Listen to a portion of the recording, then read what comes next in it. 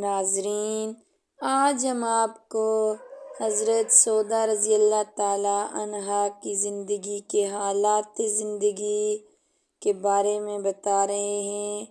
Part 2۔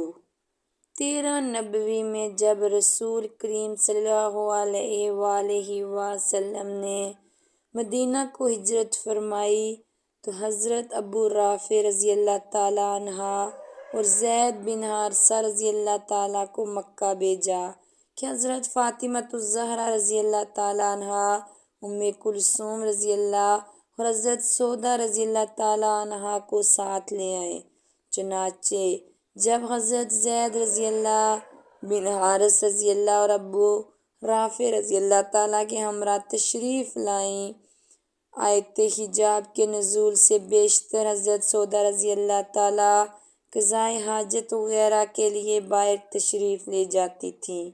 حضرت عمر فاروق رضی اللہ تعالیٰ عنہ کا خیال تھا کہ ازواج مطہرات کو باہر نہ نکلنا چاہیے، اس کے لیے وہ ایک مرتبہ نبی کریم صلی اللہ علیہ وسلم سے بھی عرض کر چکے تھے، لیکن حضور پاک صلی اللہ علیہ وآلہ وسلم خاموش رہے تھے۔ ایک دن حضرت سودا قضائے حاجت کے لیے جنگل کی طرف جا رہی تھی کہ راستے میں حضرت عمر مل گئے۔ حضرت سودا کا قد بلند و بالا تھا۔ حضرت عمر نے انہیں پہچان لیا اور کہا، سودا، تم کو ہم نے پہچان لیا۔ حضرت سودا رضی اللہ تعالیٰ کو اور حضرت عمر رضی اللہ تعالیٰ کا یہ جملہ سخت ناگوار گزرا اور انہوں نے رسول کریم صلی اللہ علیہ وسلم سے حضرت عمر رضی اللہ کی شکایت کی۔ اس واقعے کے بعد آیت حجاب نازل ہوئی اور تمام خواتین پردے کی پابند ہو گئی۔ حضرت سودا رضی اللہ کے مزاج میں کسی قدر تیزی تھی، لیکن اس کے ساتھ ہی ظرافت بھی تھی، جس سے رسول کریم صلی اللہ علیہ وسلم بعض اوقات محظوظ ہوتے۔ کبھی کبھی وہ جان بوجھ کر بے ڈنگے پن سے چلتیں۔ حضور کریم صلی اللہ علیہ وسلم دیکھتے تو ہنس پڑتے۔ ایک دن رات کو حضور کریم صلی اللہ علیہ وسلم کے ساتھ نماز پڑھی۔ حضور کریم صلی اللہ علیہ وسلم بڑی دیر تک رکوع میں رہے۔ صبح کو کہنے لگی، یا رسول اللہ صلی اللہ علیہ وسلم، رات کو نماز میں اتنی دیر تک رکوع کیا کہ مجھے اپنی نکسیر پھوٹنے کا اندیشہ ہو گیا، چنانچہ بڑی دیر تک میں اپنی ناک سنگلاتی رہی۔ حضور کریم صلی اللہ علیہ وسلم سن کر متبسم ہو گئے۔ حضرت سودا نہایت رحم دل اور سخی تھیں، اور جو کچھ آپ رضی اللہ کے ہاتھ میں آتا تھا اسے نہایت دریا دلی سے حاجت مندوں میں تقسیم کر دیتی تھی۔ وہ طوائف کی کھالیں بنایا کرتی تھیں اور ان سے جو آمدنی ہوتی تھی اسے راہ خدا میں خرچ کر دیتی تھیں۔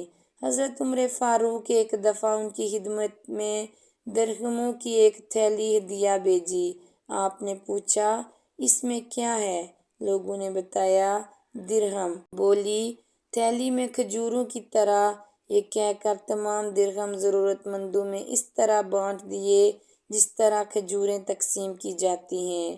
چونکہ حضرت سودا رضی اللہ تعالیٰ عنہا کا سن زیادہ ہو چکا تھا اور حضرت عائشہ رضی اللہ ابھی نوعمر تھیں، آپ نے اپنی باری بھی حضرت عائشہ کو دے دی، جو انہوں نے خوشی سے قبول کر لی۔ حضرت عائشہ رضی اللہ تعالیٰ عنہا کا قول ہے، میں نے کسی عورت کو حسد یا جذبہ رقابت سے حالی نہ دیکھا سوائے سودا رضی اللہ تعالیٰ کے۔ حضرت سودا رضی اللہ تعالیٰ اتنے پاکیزہ اخلاق کی حامل تھی۔ ایک دفعہ حضرت عائشہ رضی اللہ تعالیٰ عنہا نے فرمایا، سوائے سودا رضی اللہ کے کسی عورت کو دیکھ کر میرے دل میں یہ خواہش پیدا نہ ہوئی کہ اس کے جسم میں میری روح ہوتی۔ حضرت سودا رضی اللہ تعالیٰ عنہا 10 ہجری میں رسول کریم صلی اللہ علیہ وسلم کے ساتھ حج بیت اللہ سے مشرف ہوئیں۔ چونکہ دراز قد اور فربہ اندام تھی، اس لیے تیز چلنے سے مجبور تھی۔ حضور کریم صلی اللہ علیہ وسلم نے مزدلفہ سے روانگی سے پہلے انہیں چلنے جانے کی اجازت دے دی تاکہ ان کو بھیڑ بھاڑ سے تکلیف نہ ہو۔ حجۃ الوداع کے موقع پر رسول کریم صلی اللہ علیہ وسلم نے تمام ازواج مطہرات کو مخاطب کر کے فرمایا، اس حج کے بعد اپنے گھروں میں بیٹھنا۔ چنانچہ حضرت سودا اور حضرت زینب بن حبش رضی اللہ تعالیٰ عنہ نے اس حکم کی نہایت سختی سے تعمیل کی۔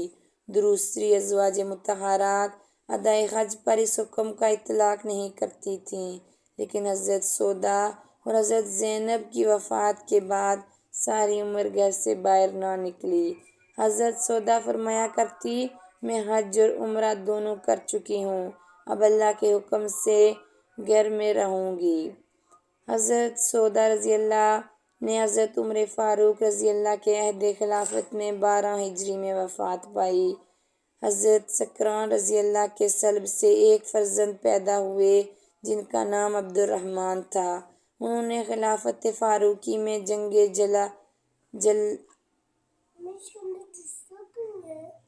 جلوہ میں شرکت کی اور نہایت بہادری سے لڑ کر رتبہ شہادت پر فائز ہوئے۔ حضور کریم صلی اللہ علیہ وسلم سے کوئی اولاد نہیں ہوئی۔ ناظرین، یہ ام المومنین تھی۔ اب اس طرح کی مزید ویڈیو دیکھنے کے لیے ہمارے چینل کو سبسکرائب کریں، لائک اور شیئر کریں۔